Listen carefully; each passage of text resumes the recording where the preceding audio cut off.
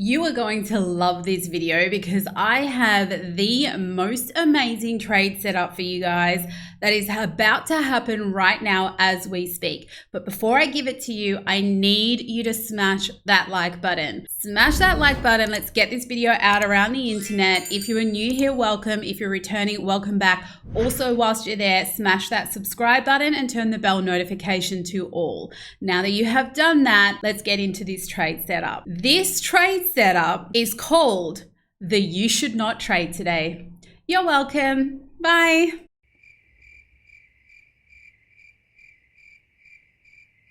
All right, let's get into it for real. We know that today is FOMC day. We know that that leads to a lot of volatility. It's a very tricky day to trade. So yes, I do believe that you should probably hold off until the FOMC is over. However, every candlestick that prints on every chart is an opportunity to learn. And you don't always have to be in a trade in order to learn. So let's talk about what is going on with this current price action in an effort to learn as opposed to actually trade. What I want to talk about in particular is a follow-on from yesterday's update, where at the time that we went live, we had this move here, this stop hunt into this zone. Sorry, that needs to go there. And at that point in time, we had traders that were trapped down here on this wick here into this consolidation, and we had traders trapped here. And now I talked about what we need to be watching from that point on was who got released first, because that will give us a hint of where the market maker wants to send price. Now, once one of those sides is released, in order to look for a trade setup, you want to have a break of that zone and a successful retest. So when we have a look at what happened following that, you'll see that none of these candles here that broke the upside trap traders, so these people here got released if they wanted to be released, but all of these breaks above that zone failed to remain above it. So you'll see here we broke above, we came back and we maintained the 200 EMA here, but we just came right back into the zone. Another attempt here to mark it up a little bit higher. This one was a stop hunt zone here with this inverted hammer, back into the zone, back at the 200 EMA. Then in Asia so far today, we actually broke the 200 EMA, came down to create our initial low of the day, which is currently sitting at about 29,100. And then they did it again, marked price up higher, but every single one of these closes with a bearish candlestick formation. This one here is an M formation. This one here is a stop hunt, inverted hammer, and this one here is a stop hunt, inverted hammer. When you match those areas up to the open interest, you can see here, now I explained to you guys yesterday, when it comes to open interest, if it's declining on an angle, that is people closing positions. If it's declining vertically, that is people getting liquidated. So when you have that understanding, it becomes very clear of why they're pushing these zones higher and higher each time, because have a look, this M formation, straight vertical drop. So that M formation there that broke this level was purely designed to hunt the liquidation levels. And because price was moving up, it was liquidating shorts. And that would be people who went short in this consolidation zone right here. Now they did the damage at that level. They go back into a board meeting, they reassess what's on the board, and they decide, you know what, we can mark it up higher again and take more. And you have a look at the open interest here. We have a gap down in it. So again, that achieved the goal of liquidating more shorts. When we have a look here, again, look, another vertical down. So for me, this is why I say don't trade today, because all the market maker is doing right now is liquidating positions. And the thing is, if that narrative changes, if they are able to collect enough to the upside, they may start soon doing this to the downside. So it makes this a very tricky area to trade, but it also makes sense. Why is the market maker liquidating people? To collect contracts for themselves for a massive news event later on. And that is stuff that you have to protect yourself from when you want to trade. When you can see these highly manipulative games going on, just it's better to practice patience, learn to read the chart for the sake of just increasing your own knowledge, but don't put your money at risk in order to do it. Just watch, learn, understand, have the patience, and then wait for the right setup post news event. We are just about to finish Asia as I'm filming this, and we're going to go into the UK. So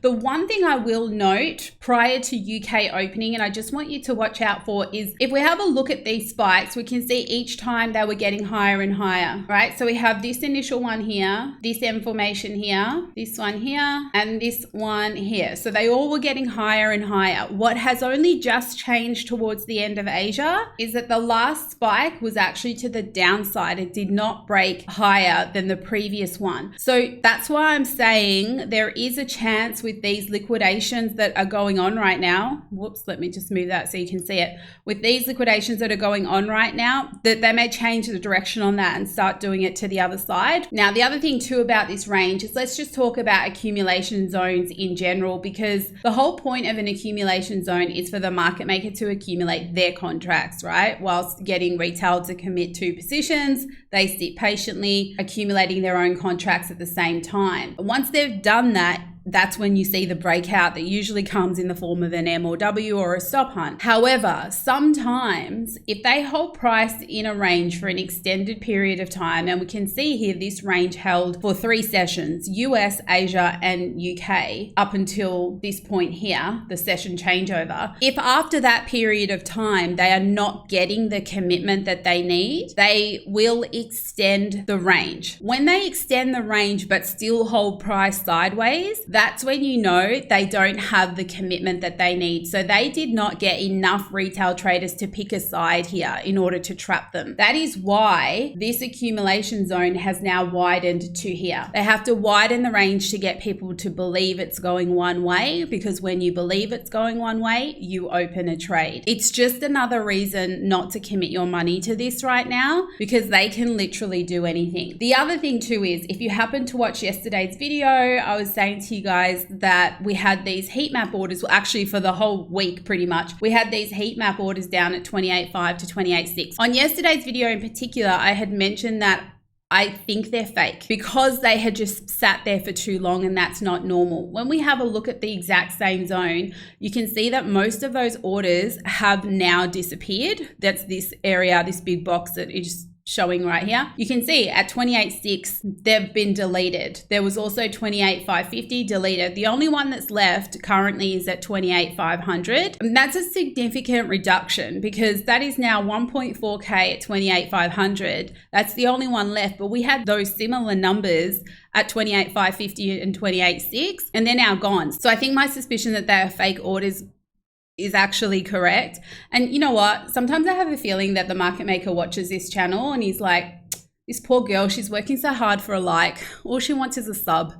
Let's just make her TA play out so people just like her video because it's kind of insane.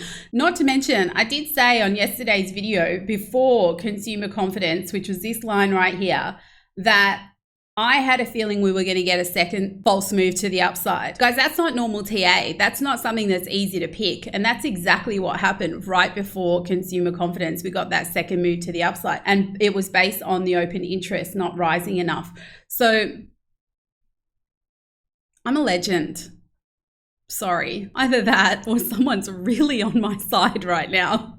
But anyway, besides that, this is a widening of the range for a specific reason, and the specific reason is that enough retail are not committing yet before the market maker can make their next big move, and that's probably going to come FOMC. So what do you do before FOMC? For me, it's protect your money. It's probably better to just not, the only way to protect it at this point in time is to not be in the market. What are we going to do post FOMC? We have to reset. FOMC could be a midweek reversal, but what is that reversal? Because so far the week has just been sideways. It hasn't been up or down. So literally a reversal from a consolidation is up or down.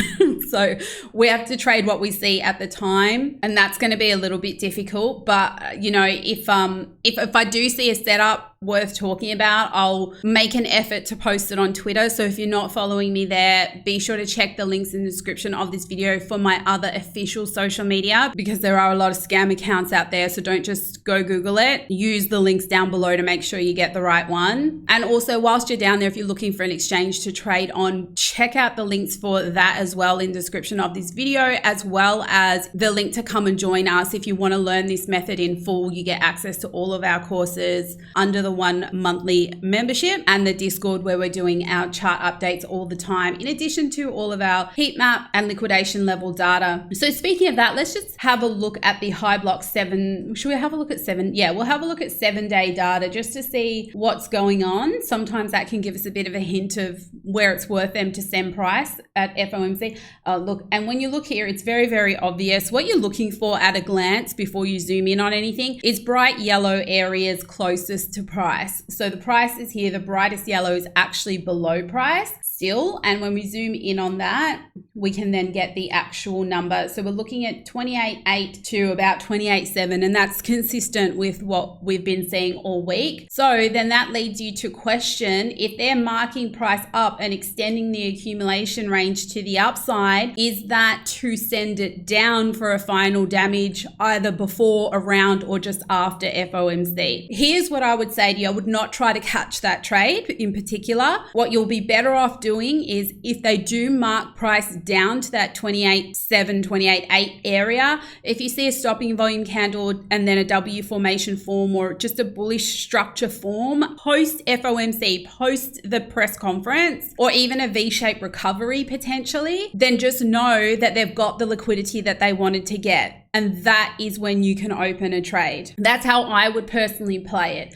If it went the other way and they marked it to the upside instead, I would just let that happen and wait for an EMA retest and then just trade the trend on that, because I can't see what they would immediately spike above price in order for it to be worth it for them to do that. So if it doesn't make sense, I don't commit money. It's that simple. Dixie is also currently still holding in this previously unrecovered vector range, but it did break above. So that means that this whole vector is now fully recovered and we can get rid of it. As long as it holds above the 200 EMA, this could still keep moving to the upside.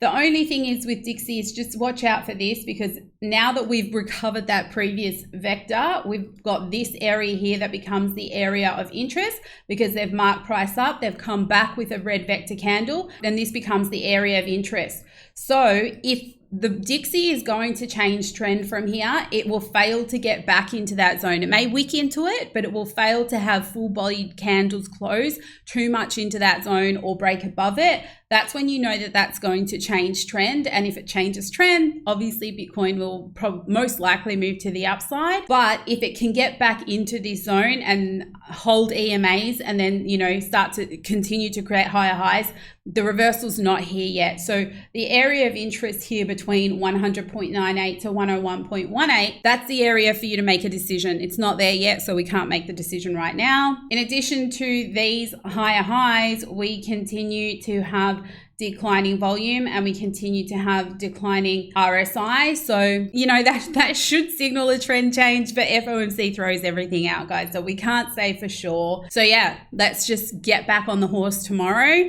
and trade like a boss. Be sure to smash the like button if you learned something in this video. Grab all of those links down below for my social media, for the exchanges, to come join us and learn this method in full. And I will see you tomorrow.